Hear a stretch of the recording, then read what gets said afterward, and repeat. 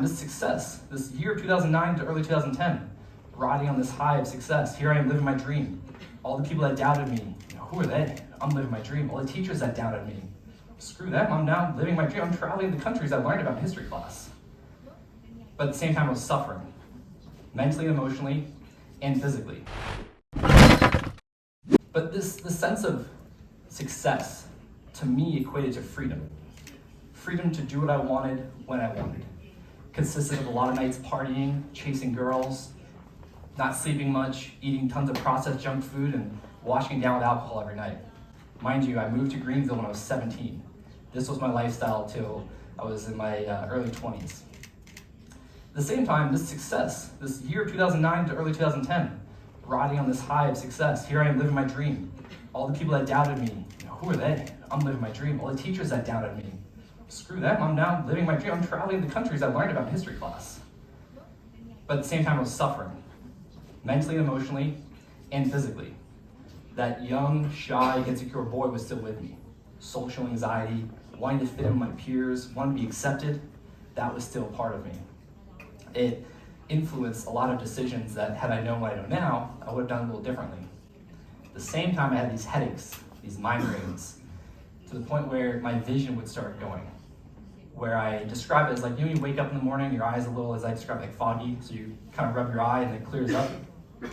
There was days I'd wake up and it was like that all day. It didn't matter how much I rubbed my eyes. To the point where I was riding purely off muscle memory. I wasn't gonna let that stop me.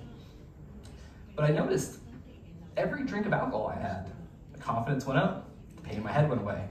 So I spent more nights a week than not drinking to the point where I was pretty much getting drunk every night. Waking up hungover to go ride, train, because that's what we did. Didn't matter what country we were in, I had to get rid of the pain. And then there was a moment where the pain got so bad that I couldn't see well and I was nauseous and vomiting. My friends had to drive me to the urgent care or the emergency room, depending on which time of year it was. And every time I'd go in, I'd ask them, like, hey, shouldn't we get a scan? Somebody to look inside my brain. I had health insurance. There was something going on, and they kept saying no. They judged me really covered. You're young, you're fit, you're healthy. Blood work isn't showing anything abnormal. You just have headaches. It's quite normal now. They give me endless, pain pill prescription and tell me to come back if I need more.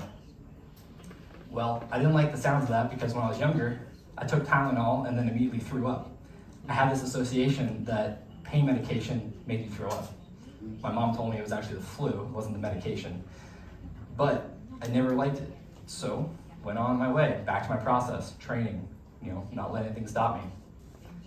One of the last times I went in early 2010, the pain was so bad that I decided to take the pain medication.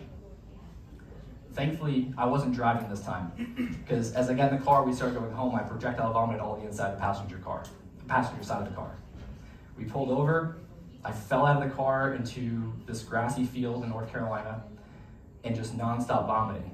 And I'm on my hands and knees in this grass, and all of a sudden it starts to turn this dark, rich, deep red blood.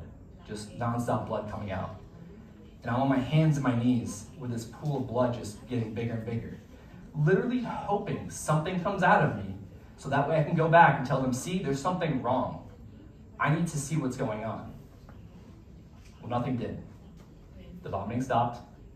I got up. And in that moment, I made an unconscious decision to accept suffering as a part of my path forward. Again, I was taught, pick yourself up when you fall down. You work hard for the life you want. It's all in your head. Whatever you believe you can do, you'll do if you believe it and you work towards it. I wasn't gonna let anything outside of me stop me. Even though this was inside of me, it still was one of those things where this isn't gonna stop me. I'm living my dream and some. People talk about how hard it is to create success. What I don't hear enough of is how hard it is to maintain success. It's one thing to reach your goals, it's another thing to maintain them and progress from there. I wasn't gonna let this pain stop me. So I picked myself up, next couple days where vision was okay, I wasn't nauseous, I wasn't in pain, get back to riding my bike. Again, plugged into my process.